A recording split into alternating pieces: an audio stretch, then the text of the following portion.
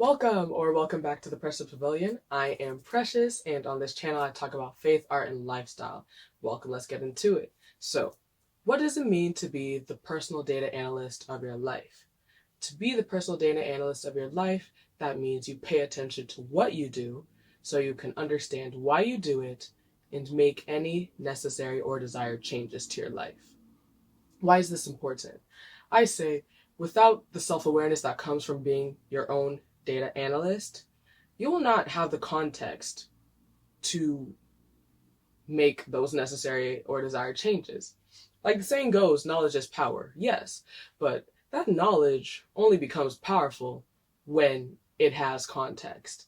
And the context combined with wisdom to be able to apply it, you're gold. You're able to change things for the better. Now, where did this concept come from? I'm going to give credit where it's due.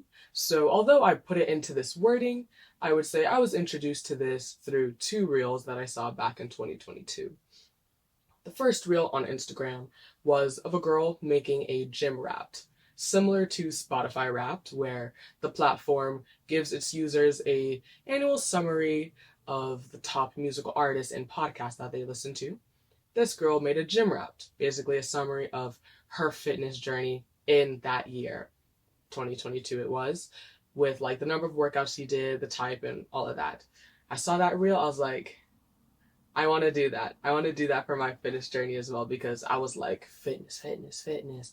And then I was like, why limit it to only fitness? I'm going to take this across my entire life. Like, I get excited sometimes. So I was like, not just fitness, but also money, also academics, and what have you. So I took it pretty broad for this year, 2023, in addition to another, I guess, objective, if you would, for this whole personal data analyst concept through the other reel that I saw in 2022, which was about to-done lists. And like to do, where you're looking into the future, saying what you need to accomplish. To-done list, you're looking in the past, although very recent, and saying, what did I do yesterday?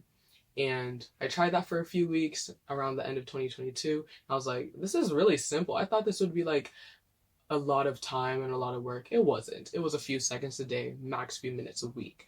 And I was like, okay, I'm going to implement this in 2023. Sticking to it till this day, doing daily to-done lists. So like I would type in my notes app what I did yesterday with the day and date and just list everything I did. I had one homemade smoothie, listened to 3 podcast episodes, kept reading my current audiobook, and so forth. And every Sunday, I would do my weekly review for the past week, then monthly, looking back on 4 weekly reviews. So it's very quick. You're not looking at like 28 to 31 daily lists to make your monthly list. It's just more concise day by day. And that is how I tracked data. This data, for me, of course, was determined by what was important to me. So like I said, fitness, I would track when I work out and what type of workout it was. So if it was weightlifting or yoga, calisthenics, or Pilates, which I've just taken up recently. The internet convinced me, I have to say. As well as, for example, like, because I'm a student, I studied for this exam or met up with my group members for a project, stuff like that. Very straightforward. In addition to that list on my notes app, of course, I used a planner, which had habit tracker, because this is based off of the book, The Power of Habit. And every month, you have your overall monthly view, but you also have a wheel, a color wheel. And well, I made it a color wheel because I chose to use different colored pencils. But basically, it's a wheel where you can write, I believe, up to 8 different habits that you're trying to like develop that month, or I guess over the course of the year. And as you do that habit that day, you color it in. So in addition to having my weekly, monthly, and quarterly reviews on my notes app and my phone, I'd also have that habit tracker. And this is also where I would like write my to-do list so that I make sure I'm not forgetting the tasks that I need to do every day, and have that visual synopsis of data. So it was like the same data, but together in different forms, making it easier to analyze. And how did I analyze this data? Of course, looking at my monthly and quarterly reviews, comparing month to month, quarter to quarter. In addition to journaling, I love journaling. I've been a diary girl for over a decade now. I think my first official diary I had when I was 10. I'm 21, and this is my current diary. She's cute, and I don't journal all that frequently, but I have affirmations that I've written, mentioned in my God believes in you more than you believe in yourself video, in addition to writing morning pages, which is something I took up recently from a book that I'm still currently reading. And with this God, Goals, Growing, and Glowing book that I had recently acquired this year, I was like, oh yeah, you're not going to stay on my dresser any longer. I'm going to write my morning pages in there. And basically, it's just letting your subconscious talk as you write, fresh out of bed, like you just woke up.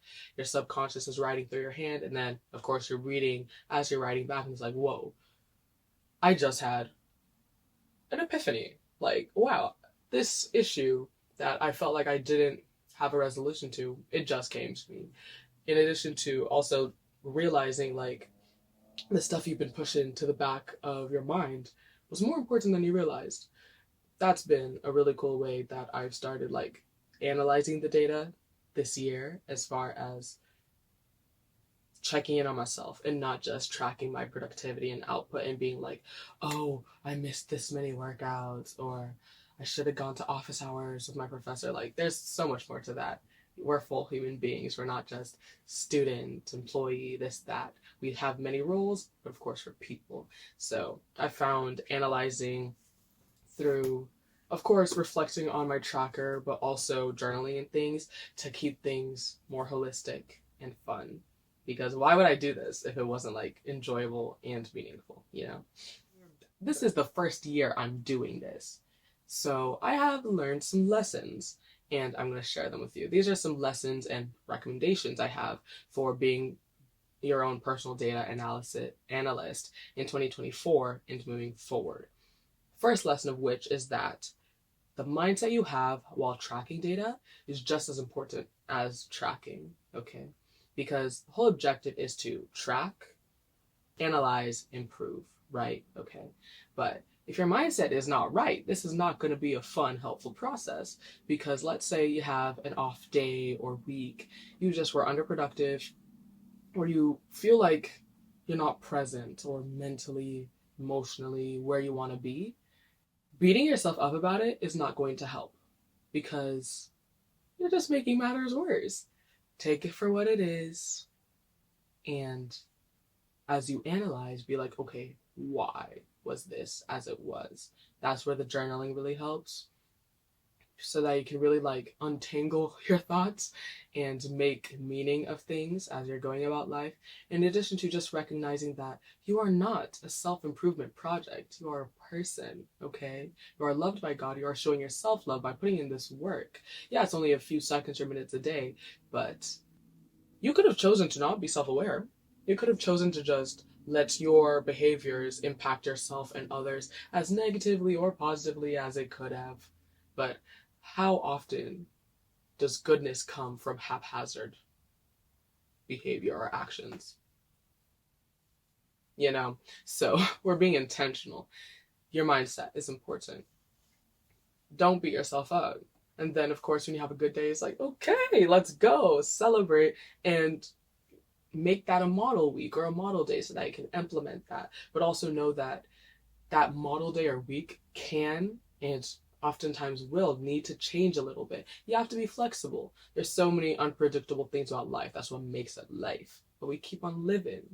We keep on having fun. And that's the way it goes, frankly. And another lesson is that, like I said, this shouldn't be time consuming or stressful. Your data points, the things you're tracking, are determined by you. As your priorities change, so will your data change. I didn't start paying attention really to, for example, how much social media screen time I was having this year until summer, because that wasn't a priority. That wasn't something I was really thinking about until halfway into the year. If you've done this in some type of way, or you just happen to be aware, congratulations, I'm proud of you. What's something you've noticed about yourself this year? I I'd like you to comment below. Let's talk about it. And if you haven't noticed anything yet, what's something that you would want to look out for, like a data point next year? Because I've got some. And moving forward into next year, I've already decided I'm going to tweak this method a little bit. Because like I said, the whole to-done list, what I did yesterday, I'm stepping that up. So instead of just what I did, it's also going to be how much sleep I got. So, of course, seeing how my energy matched up with what I did, in addition to my mood and the foods I ate, because that's all intertwined. Of course, we have minds, but we also have bodies. So seeing how our sleep and our food impacts our mood and the things that we're able to get done, it's all helpful to have a full perspective and picture on things.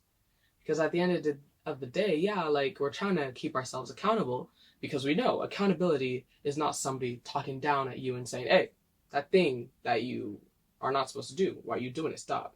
No, accountability is rather telling yourself, being able to look yourself in the mirror and be like, this is who I am, this is who I want to be, this is what I want to do, I'm going to do what needs to be done.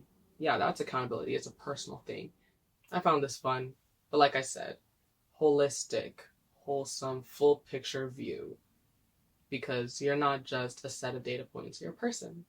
And I just know 2024 is going to be, because it needs to be. And it will be, especially with the help of data tracking and analysis, even better than this year. And I'm not going to let the whole, oh, everybody says next year's going to be my year and then it's not. No, I'm not like, what's it called? Psyching myself out or jinxing. Yeah. No, there's no jinxing it, okay? Just like people say, I'm not here for a long time, I'm here for a good time. I'm here for a long and good time, okay? Long life is a gift, and it's going to be a good, fun ride as well, okay? So, yeah, comment below what you've noticed this year or what you're looking forward to into next year. And on that note, I'm Precious, so are you, and I hope you have a wonderful rest of your day. Stay blessed. Bye.